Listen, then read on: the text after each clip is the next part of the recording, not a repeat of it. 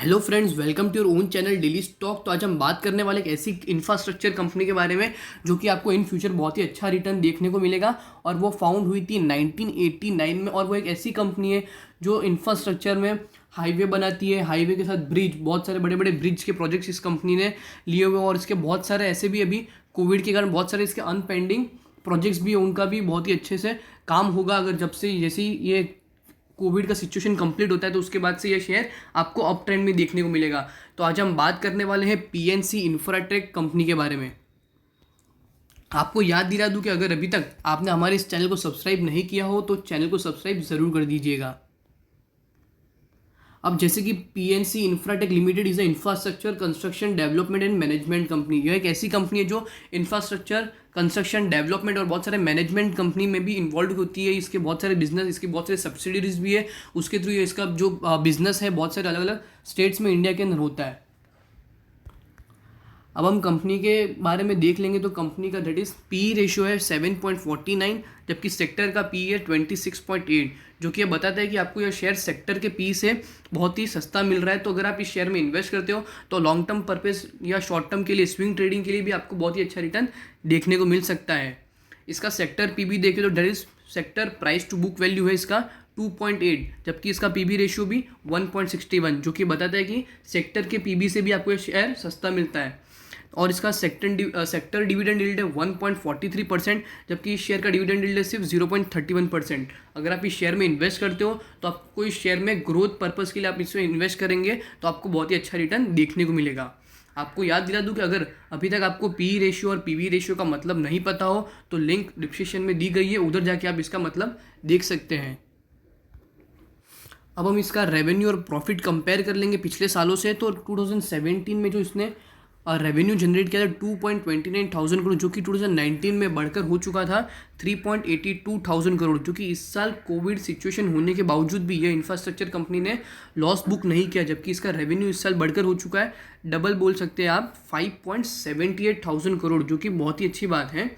और इसका प्रॉफिट जो कि पिछले साल था 0.35 करोड़, वो भी आपको इंक्रीजिंग ट्रेंड में इस साल बढ़कर हो चुका है 0.54 करोड़, जो कि बहुत ही अच्छी बात है। अगर इस तरह ही अगर ये कंपनी को बहुत सारे प्रोजेक्ट मिलते रहे तो ये कंपनी आपको बहुत ही अच्छा रिटर्न, रेवेन्यू और प्रॉफिट कमा के देगा और आपके इन्वेस्टमेंट में आपको बहुत ही अच्छा रिटर्न आपको देखने को मिलेगा। अभी हम इसकी प्रमोटर होल्डिंग देख लेंगे तो इसकी टोटल प्रमोटर होल्डिंग है 56.06%, mutual fund holding 22.81%, domestic institutional holding 24.23%, foreign institutional investors की होल्डिंग है 6.42% और other parties that is individual investors है इसके अंदर 13.27%। आपको पता ही होगा, जैसे कोई भी कंपनी के अंदर समझ लो 50% से ज़्यादा प्रमोटर होल्डिंग हो तो उस कंपनी में ट्रस्ट करना चाहिए। तो यह कंपनी की प्रमोटर होल्डिंग है 56.06%। तो आप इसमें इन्वेस्ट करते हो तो आपको एक तरह का सेफ्टी भी आपको देखने को मिलेगा इन्वेस्टमेंट के लिए। अब हम इसका रेवेन्यू स्टेटमेंट कंपेयर कर लेंगे पिछले 3 सालों से। तो इसकी top line that is total income, इसके सेल्स में आप देख सकते हैं कि 2018 से लेकर 20 तक आपको इंक्रीजिंग ट्रेंड ही देखने को मिलेगा। दैट इज 2018 में था इसका सेल्स 2411,000 करोड़, 19 में 3774,000 करोड़ और इस साल बढ़कर हो चुका है इसका रेवेन्यू 5,602,000 करोड़, जो कि बहुत ही अच्छी बात है। और इसकी अदर इनकम, जो इसकी इनकम सब्सिडरीज से, मैंने आपको बोला कि इसकी बहुत सारी सब्सिडरीज भी है, उसके थ्रू भी अपना बिजनेस इंक्रीमेंटल फेज में कर रहा है। तो उसके अंदर भी इसका 2018 में 24,000 करोड़ हुआ था और 2019 में डबल होकर हो चुका था 46,000 करोड़। और अदर इनकम इस साल दैट इज़ 3 टाइम्स बढ़कर या 4 टाइम्स बढ़कर हो चुके हैं 175,000 करोड़, जो कि बहुत ही अच्छी बात है इन्वेस्टमेंट पर्पज़ के लिए। और इसको अगर हम कंपेयर करते हैं top line that is total income 2018 में था 2435,000 करोड़, 19 में 3820,000 करोड़ और इस साल बढ़कर हो चुका है 5778,000 करोड़।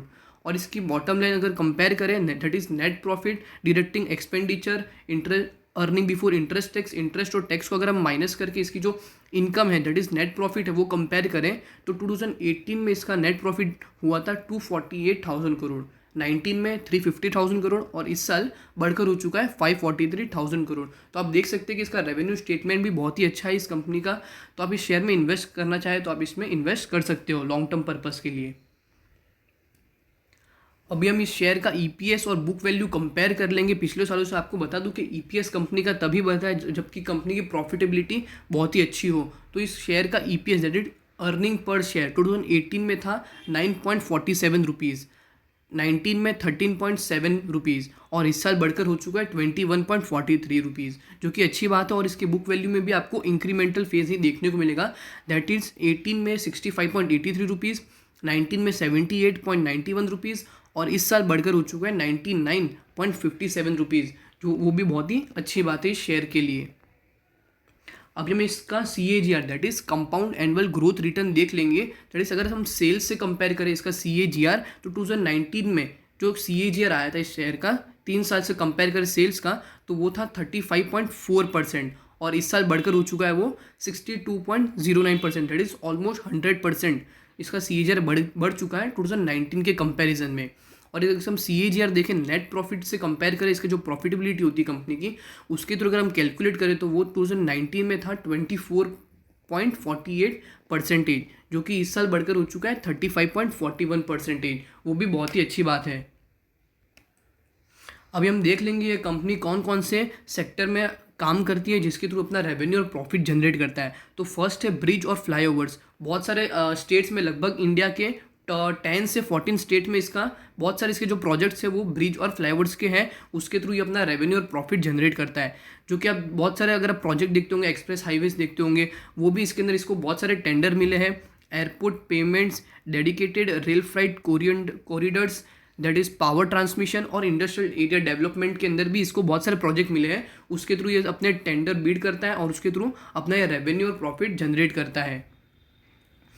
अभी हम इसका प्रॉफिट आफ्टर टैक्स कंपेयर कर लेंगे पिछले सालों से। तो 2017 से अगर हम कंपेयर करें तो और 2019 में, जो कि आप देख सकते हैं कि 324.91 करोड़ रुपीज़ इसका प्रॉफिट आफ्टर टैक्स था, जो कि 2020 में बढ़कर हो चुका है 460.30 करोड़। और अगर हम देख सकते हैं कि बाजू में लिखा हुआ है 42%, तो अगर आप पिछले साल से कंपेयर करें तो पिछले साल से इस साल 42% इसका प्रॉफिट आफ्टर टैक्स आपको बढ़ते हुए देखने को मिला है। अगर हम देखेंगे इसका EBITDA that is earning before interest tax depreciation and amortisation, वो भी पिछले साल से इस साल बढ़कर हो चुका है 564.32 करोड़। वो भी आपको 67% इंक्रीमेंटल फेज में ही देखने को मिलेगा।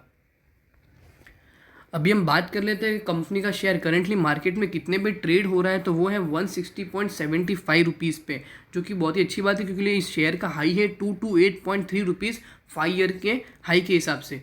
अगर आप अभी भी शेयर में इन्वेस्ट करते हो तो आपको 40-50% रिटर्न आपको आराम से देखने को मिलेगा अगर आप लॉन्ग टर्म इन्वेस्टर हो तो। और अगर आप शॉर्ट टर्म इन्वेस्टर हो या स्विंग ट्रेडिंग करते हो तो भी आपको आराम से इसका 180-190 तक आपको आराम से इसका प्राइस देखने को मिलेगा। अगर आपको PNC इंफ्राटेक लिमिटेड का एनालिसिस अच्छा लगे तो हमें कमेंट सेक्शन में ज़रूर बताइएगा।